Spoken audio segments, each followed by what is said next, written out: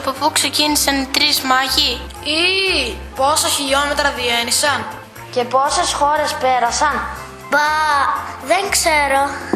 Γνωρίζεις τι φορούσαν και τι ζώα χρησιμοποίησαν στο ταξίδι τους? Δεν θυμάμαι καλά.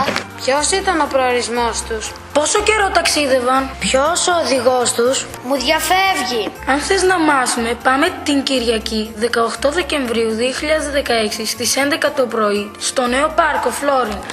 Τη Δευτέρα 26 Δεκεμβρίου 2016 και ώρα 11 το πρωί στο χώρο εξωτερικά κάτω από τον ναό των Αγίων Κωνσταντίνου και Ελένης Αμυντέου.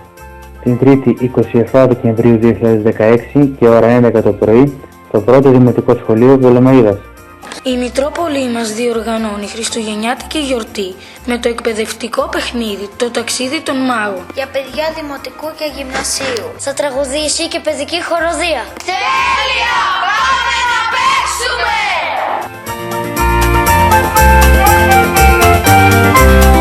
Συνδιοργανωτές: Κέντρο Νεότητας Άγιος Κήρυκο. Ομάδα εκπαιδευτικών που σχεδιάζουν και υλοποιούν εκπαιδευτικά προγράμματα. Μουσικό σχολείο Πτολεμαΐδας. Εγγραφές για συμμετοχή στο παιχνίδι «Το ταξίδι των μάγων» από Δευτέρα έως Πέμπτη 11 το πρωί με 1 το μεσημέρι και 7 με 9 το απόγευμα στο τηλέφωνο 2385 044 792. Πληροφορίες στην ιστοσελίδα της Μητρόπολης ytamiflorinas.gr.